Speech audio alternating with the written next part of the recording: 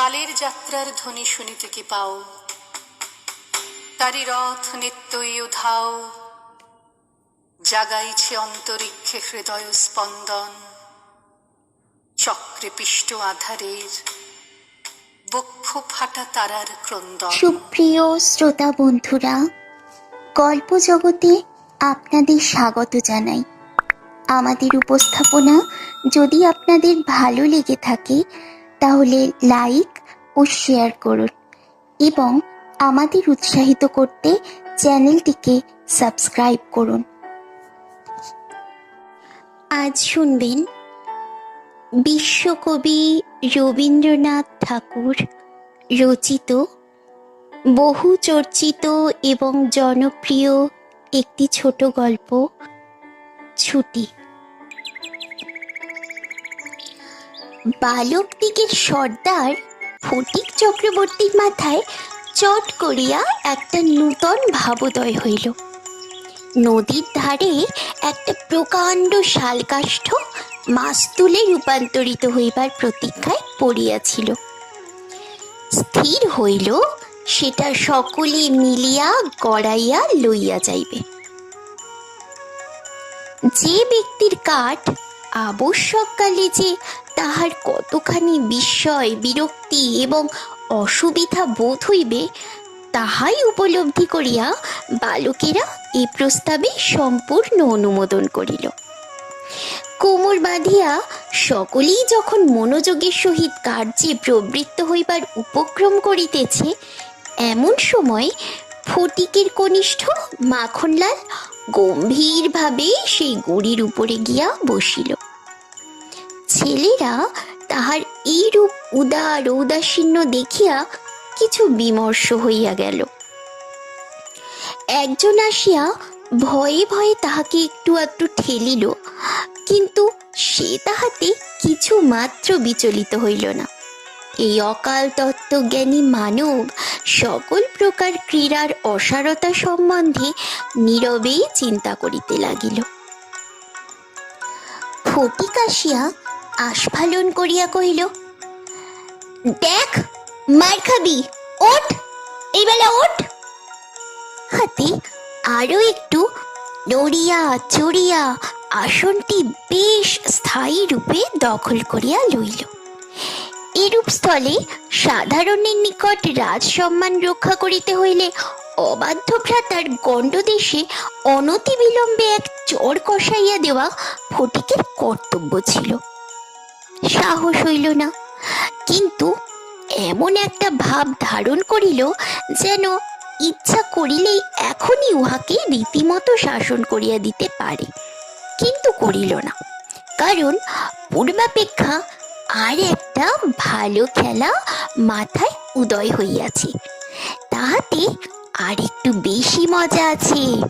প্রস্তাব করিল মাখনকে শুদ্ধ ওই কাঠ গড়াইতে আরম্ভ করা যাক। মাখন মনে করিল ইহাতে তাহার গৌরব আছে, কিন্তু অন্যান্য পার্থিব গৌরবের ন্যায় ইহার আনুষঙ্গিক যে বিপদের সম্ভাবনাও আছে তাহা তাহার কিংবা আর কাহারও মনে উদয় হয় নাই। ছেলেরা কোমর বাঁধিয়া ঠেলিতে আরম্ভ করিল। মারো ঠেলা হিও, সাবাস জোয়ান হিও, মারো ঠেলা হিও, সাবাস জোয়ান হিও। বুড়ি এক পাক ঘুরিতে না ঘুরিতেই মাখন তাহার গাম্ভীর্য, গৌরব এবং তত্ত্বজ্ঞান সমেত ভূমি সাৎ হইয়া গেল।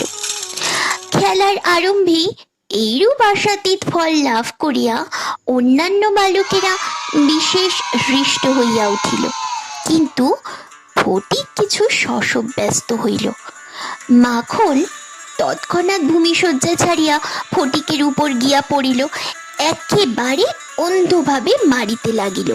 তাহার নাকে মুখে আঁচড় কাটিয়া কাঁদিতে কাঁদিতে গৃহাভিমুখে গমন করিল। খেলা ভাঙিয়া গেল। ফটিক গোটা কত কাশ উৎপাটন করিয়া লইয়া একটা অর্ধনিমগ্ন নৌকার গলুয়ের উপরে চড়িয়া বসিয়া চুপচাপ করিয়া কাশের গোড়া চিবাইতে লাগিল। এমন সময় একটা বিদেশি নৌকা ঘাটে আসিয়া লাগিল। একটি অর্ধবয়সী ভদ্রলোক কাঁচা গোঁফ এবং পাকা চুল লইয়া বাহির হইয়া আসিলেন। বালককে জিজ্ঞাসা করিলেন, আচ্ছা খোকা, এই চক্রবর্তীদের বাড়িটা কোথায় বলতে পারো? বালক ডাটা চিবাইতে চিবাইতে কহিল, ওই হোথা। কিন্তু কোন দিকে যে নির্দেশ করিল কাহারও বুঝিবার সাধ্য রইল না। ভদ্রলোকটি আবার জিজ্ঞাসা করিলেন, কোথা? সে বলিল, জানি নে, বলিয়া পূর্ববৎ তৃণমূল হইতে রসগ্রহণে প্রবৃত্ত হইল। বাবুটি তখন অন্য লোকের সাহায্য অবলম্বন করিয়া চক্রবর্তীদের গৃহের সন্ধানে চলিলেন। অবিলম্বে বাঘা বাগ দিয়ে আসিয়া কহিল, ফটিক দাদা, মা তোমারে ডাকছেন। ফটিক কহিল, যাব না। বাঘা তাহাকে বলপূর্বক আর কোলা করিয়া তুলিয়া লইয়া গেল। ফটিক নিষ্ফল আক্রোশে হাত পা ছুঁড়িতে লাগিল। ফটিককে দেখিবা মাত্র তাহার মা অগ্নিমূর্তি হইয়া কহিলেন, আবার তুই আবার মাখনকে মেরেছিস? ফটিক কহিল, না, মারিনি। ফের মিথ্যে কথা বলছিস? কখনো মারিনি, মাখনকে জিজ্ঞাসা করো। মাখনকে প্রশ্ন করাতে মাখন আপনার পূর্ব নালিশের সমর্থন করিয়া বলিল, হ্যাঁ মেরেছে। তখন আর ফটিকের সহ্য হইল না। দ্রুত গিয়া মাখনকে এক সশব্দ চড় কষাইয়া দিয়া কহিল, ফের মিথ্যে কথা। মাখনের পক্ষ লইয়া ফটিককে সবেগে নাড়া দিয়া তাহার পৃষ্ঠে দুটো তিনটা প্রবল চপেটাঘাত করিলেন। ফটিক মাকে ঠেলিয়া দিল। মা চিৎকার করিয়া কহিলেন, তুই আমার গায়ে হাত তুলিস? এমন সময় সেই কাঁচা পাকা বাবুটি ঘরে ঢুকিয়া বলিলেন, কি হচ্ছে তোমাদের? ফটিকের মা বিস্ময়ে আনন্দে অভিভূত হইয়া কহিলেন, ও মা, এ যে দাদা, তুমি কবে এলে? বলিয়া গড় করিয়া প্রণাম করিলেন। বহুদিন হইল দাদা পশ্চিমে কাজ করিতে গিয়াছিলেন। ইতিমধ্যে ফটিকের মার দুই সন্তান হইয়াছে, তাহারা অনেকটা বাড়িয়া উঠিয়াছে। তাহার স্বামীর মৃত্যু হইয়াছে, কিন্তু একবারও দাদার সাক্ষাৎ পায় নাই। আজ বহুকাল পরে দেশে ফিরিয়া আসিয়া বিশ্বম্ভরবাবু তাহার ভগিনীকে দেখিতে আসিয়াছেন। কিছুদিন খুব সমারোহে গেল। অবশেষে বিদায় লইবার দুই একদিন পূর্বে বিশ্বম্ভরবাবু তাহার ভগিনীকে ছেলেদের পড়াশোনা এবং মানসিক উন্নতি সম্বন্ধে প্রশ্ন করিলেন। উত্তরে ফটিকের অবাধ্য উচ্ছৃঙ্খলতা, পাঠে অমনোযোগ এবং মাখনের সুশান্ত সুশীলতা ও বিদ্যানুরাগের বিবরণ শুনিলেন। তাহার ভগিনী কহিলেন, দাদা গো, ফটিক আমার বড় হাড় জ্বালাচ্ছে। শুনিয়া বিশ্বম্ভর প্রস্তাব করিলেন, তিনি ফটিককে কলিকাতায় লইয়া গিয়া নিজের কাছে রাখিয়া শিক্ষা দিবেন। বিধবা এই প্রস্তাবে সহজেই সম্মত হইলেন। ফটিককে জিজ্ঞাসা করিলেন, কেমন রে ফটিক, মামার সঙ্গে কলকাতায় যাবি? ফটিক লাফাইয়া উঠিয়া বলিল, যাব। যদিও ফটিককে বিদায় করিতে তাহার মায়ের আপত্তি ছিল না, কারণ তাহার মনে সর্বদাই আশঙ্কা ছিল কোন দিন সে মাখনকে জলেই ফেলিয়া দেয়, কি মাথায় ফাটায়, কি কি একটা দুর্ঘটনা ঘটায়। তথাপি ফটিকের বিদায় গ্রহণের জন্য এতাদৃশ আগ্রহ দেখিয়া তিনি ঈষৎ ক্ষুণ্ণ হইলেন।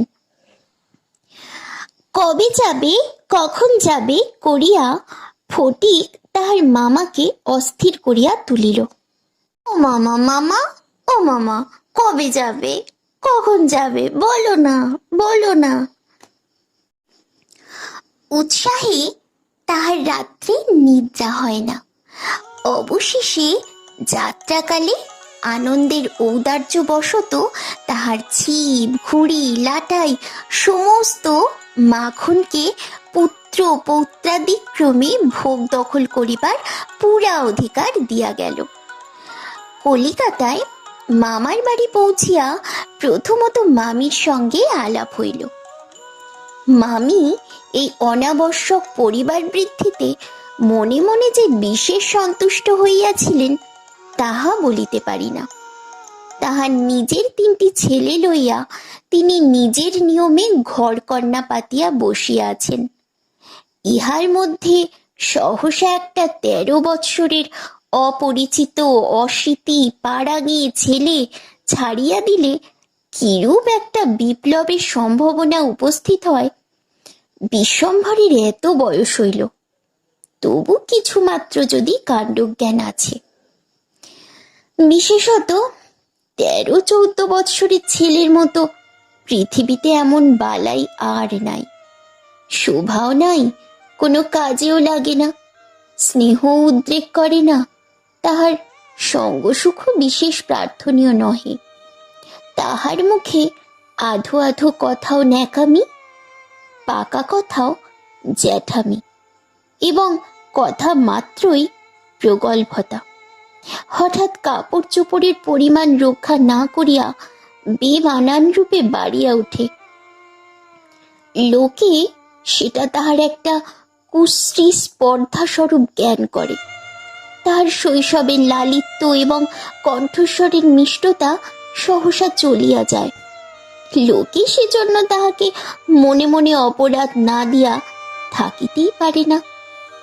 শৈশব এবং যৌবনের অনেক দোষ মাপ করা যায়, কিন্তু এই সময়ে কোনো স্বাভাবিক অনিবার্য ত্রুটিও যেন অসহ্য বোধ হয়।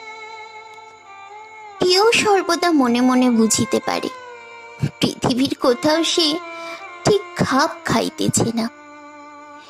এই জন্য আপনার অস্তিত্ব সম্বন্ধে সর্বদা লজ্জিত ও ক্ষমা প্রার্থী হইয়া থাকে। অথচ এই বয়সেই স্নেহের জন্য কিঞ্চিত অতিরিক্ত কাতরতা মনে জন্মায়। এই সময় যদি সে কোনো সহৃদয় ব্যক্তির নিকট হইতে স্নেহ কিংবা সখ্য লাভ করিতে পারে, তবে তাহার নিকট আত্মবিকৃত হইয়া থাকে। কিন্তু তাহাকে স্নেহ করিতে কেহ সাহস করে না, কারণ সেটা সাধারণে প্রশ্রয় বলিয়া মনে করে। সুতরাং তাহার চেহারা এবং ভাবখানা অনেকটা প্রভুহীন পথের কুকুরের মতো হইয়া যায়। অতএব এমন অবস্থায় মাতৃভবন ছাড়া আর কোনো অপরিচিত স্থান বালকের পক্ষে নরক তুল্য। চারিদিকের স্নেহশূন্য বিরাগ তাহাকে পদে পদে কাঁটার মতো বিধে। এই বয়সে সাধারণত নারী জাতিকে কোনো এক শ্রেষ্ঠ স্বর্গলোকের দুর্লভ জীব বলিয়া মনে ধারণা হইতে আরম্ভ হয়। অতএব তাহাদের নিকট হইতে উপেক্ষা অত্যন্ত দুঃসহ বোধ হয়। মামির স্নেহহীন চোখে সে যে একটা দুর্গ্রহের মতো প্রতিভাত হইতেছে, এইটে ফটিকের সবচেয়ে বাজিত। মামি যদি দৈবাৎ তাহাকে কোনো একটা কাজ করিতে বলিতেন, তাহা হইলে সে মনের আনন্দে যতটা আবশ্যক তার চেয়ে বেশি কাজ করিয়া ফেলিত। অবশেষে মামি যখন তাহার উৎসাহ দমন করিয়া বলিতেন, ঢের হয়েছে, ঢের হয়েছে, ওতে আর তোমায় হাত দিতে হবে না, এখন তুমি নিজের কাজে মন দাও গে, একটু পরগে যাও, তখন তাহার মানসিক উন্নতির প্রতি মামির এতটা যত্ন বাহুল্য তার অত্যন্ত নিষ্ঠুর অবিচার বলিয়া মনে হইত। এইরূপ অনাদর ইহার পর আবার হাঁপ ছাড়িবার জায়গা ছিল না। দেয়ালের মধ্যে আটকা পড়িয়া কেবলই তাহার সেই গ্রামের কথা মনে পড়িত। প্রকাণ্ড একখানা ধাউস ঘুড়ি লইয়া বো বো শব্দে উড়াইয়া বেড়াইবার সেই মাঠ, তাই রে নাই রে নাই রে না করিয়া উচ্চ ঈশ্বরে স্বরচিত রাগিনী আলাপ করিয়া অকর্মণ্যভাবে ঘুরিয়া বেড়াইবার সেই নদী তীর। ওদের কিছু নাই গো নাই, আমরা ঘরে বাইরে গাই, তাই রে নাই রে নাই রে না না না না, তাই রে নাই রে নাই রে না না না না, তাই রে নাই রে নাই রে না না না না। যখন তখন ঝাঁপ দিয়া পড়িয়া সাঁতার কাটিবার সেই সংকীর্ণ স্রোতস্বিনী, সেই সব দল বল, উপদ্রব, স্বাধীনতা এবং সর্বোপরি সেই অত্যাচারিণী অবিচারিণী মা অহর্নিশি তাহার নিরুপায় চিত্তকে আকর্ষণ করিত। জন্তুর মতো এক প্রকার অবুঝ ভালোবাসা, কেবল একটা কাছে যাইবার অন্ধ ইচ্ছা, কেবল একটা না দেখিয়া অব্যক্ত ব্যাকুলতা, গোধূলি সময়ের মাতৃহীন বৎসের মতো কেবল একটা আন্তরিক মা মা ক্রন্দন, সেই লজ্জিত শঙ্কিত শীর্ণ দীর্ঘ অসুন্দর বালকের অন্তরে কেবলই আলোড়িত হইত। স্কুলে এত বড় নির্বোধ এবং অমনোযোগী বালক আর ছিল না। একটা কথা জিজ্ঞাসা করিলে সে হাঁ করিয়া চাহিয়া থাকিত। মাস্টার যখন মার আরম্ভ করিত তখন ভারাক্রান্ত গর্ধবের মতো নীরবে সহ্য করিত। ছেলেদের যখন খেলিবার ছুটি হইত তখন জানালার কাছে দাঁড়াইয়া দূরের বাড়িগুলার ছাদ নিরীক্ষণ করিত।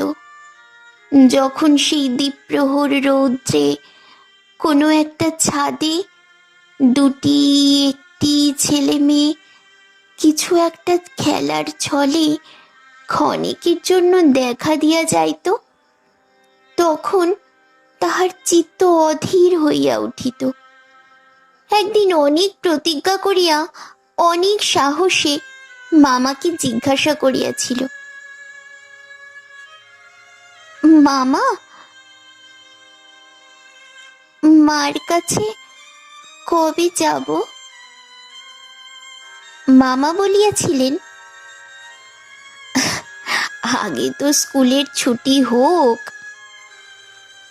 কার্তিক মাসে পূজার ছুটি, সে এখনো ঢের দেরি। একদিন ফটিক তাহার স্কুলের বই হারাইয়া ফেলিল। একে তো সহজেই পড়া তৈরি হয় না, তাহার পর বই হারাইয়া একেবারে নাচার হইয়া পড়িল। মাস্টার প্রতিদিন তাহাকে অত্যন্ত মারধর অপমান করিতে আরম্ভ করিলেন। স্কুলে তাহার এমন অবস্থা হইল যে তাহার মামাতো ভাইরা তাহার সহিত সম্বন্ধ স্বীকার করিতেও লজ্জা বোধ করিত। ইহার কোনো অপমানে তাহারা অন্যান্য বালকের চেয়েও যেন বলপূর্বক বেশি করিয়া আমোদ প্রকাশ করিত।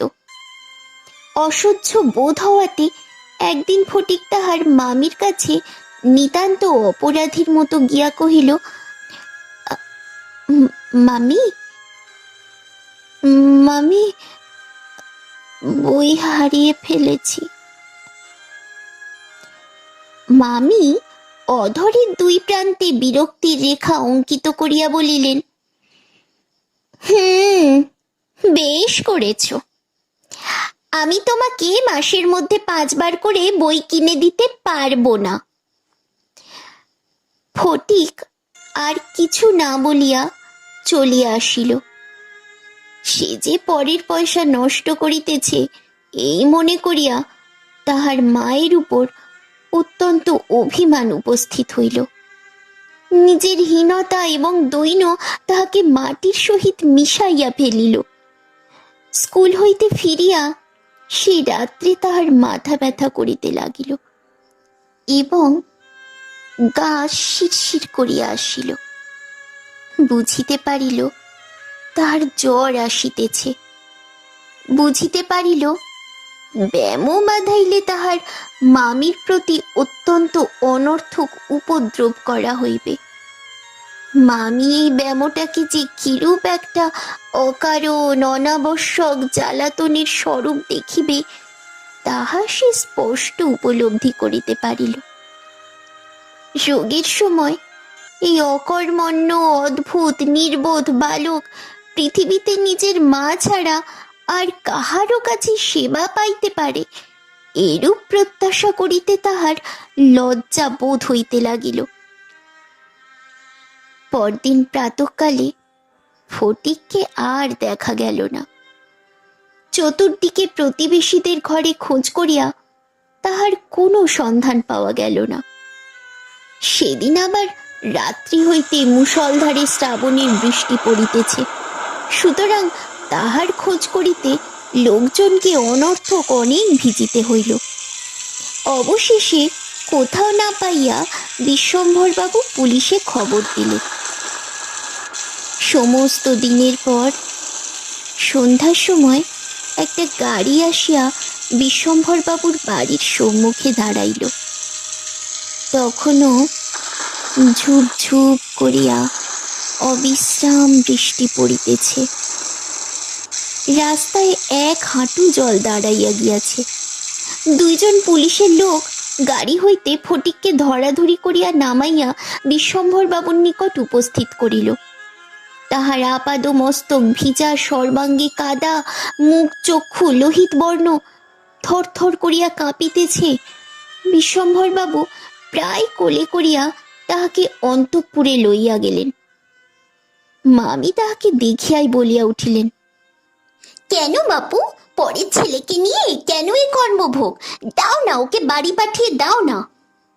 বাস্তবিক সমস্ত দিন দুশ্চিন্তায় তাহার ভালোরূপ আহার আদি হয় নাই এবং নিজের ছেলেদের সহিত না হোক অনেক খিটখিট করিয়াছেন। ফটিক কাঁদিয়া উঠিয়া কহিল, আমি মার কাছে যাচ্ছিল, আমাকে ফিরিয়ে এনেছে। বালকের জ্বর অত্যন্ত বাড়িয়া উঠিল। সমস্ত রাত্রি প্রলাপ বকিতে লাগিল। বিশ্বম্ভরবাবু চিকিৎসক লইয়া আসিলেন। ফটিক তাহার রক্তবর্ণ চক্ষু একবার উন্মিলিত করিয়া কড়িকাঠের দিকে হতবুদ্ধিভাবে তাকাইয়া কহিল, মামা, ও মামা, আমার ছুটি হয়েছে কি?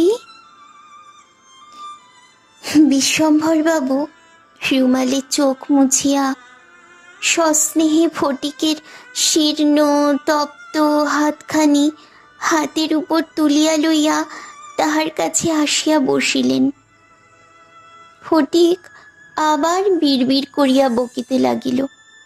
বলিল, মা, আমাকে মারিস নে মা, আমাকে মারিস নে, সত্যি বলছি, আমি কোনো দোষ করিনি মা, আমাকে মারিস নে মা, আমাকে মারিস নে। পরদিন দিনের বেলা কিছুক্ষণের জন্য সচেতন হইয়া ফটিক কাহার প্রত্যাশায় ফ্যাল ফ্যাল করিয়া ঘরের চারিদিকে চাহিল। নিরাশ হইয়া আবার নীরবে দেওয়ালের দিকে মুখ করিয়া পাশ ফিরিয়া শুইল। বিশ্বম্ভরবাবু তাহার মনের ভাব বুঝিয়া তাহার কানের কাছে মুখ নত করিয়া মৃদুস্বরে কহিলেন, ফটিক, ফটিক। তোর মাকে আনতে পাঠিয়েছি বাবা। তাহার পরদিনও কাটিয়া গেল। ডাক্তার চিন্তিত বিমর্ষ মুখে জানাইলেন, অবস্থা বড়ই খারাপ। বিশ্বম্ভর বাবু স্তিমিত প্রদীপে রোগশয্যায় বসিয়া প্রতি মুহূর্তেই ফটিকের মাতার জন্য প্রতীক্ষা করিতে লাগিলেন। ফটিক খালাসিদের মতো সুর করিয়া করিয়া বলিতে লাগিল, এক বাও মেলে না, দো বাও মেলে না, এক বাও মেলে না, দো বাও মেলে না, এক বাও মেলে না,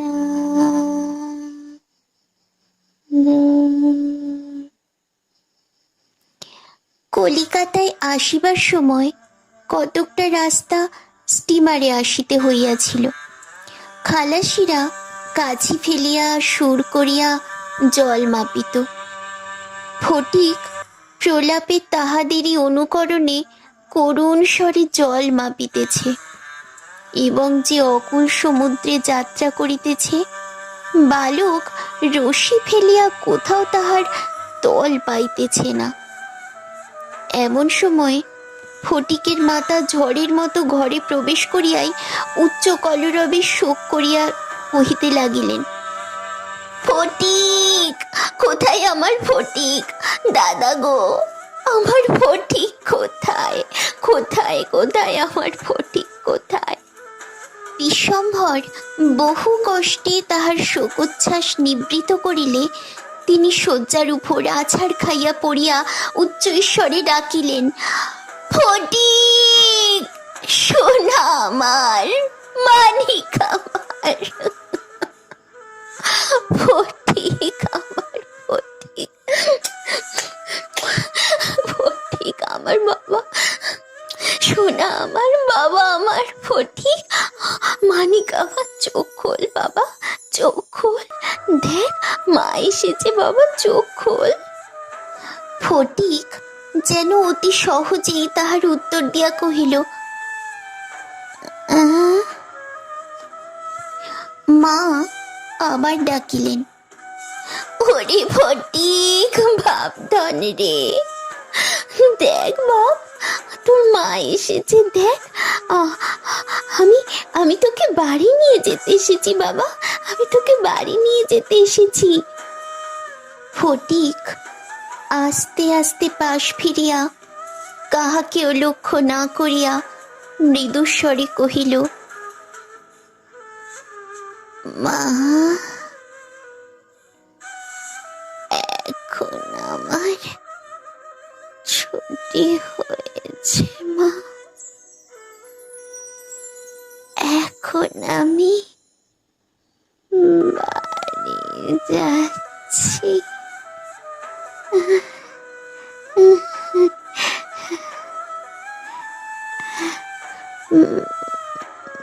এখন আমি বাড়ি যাচ্ছি, বাড়ি, বাড়ি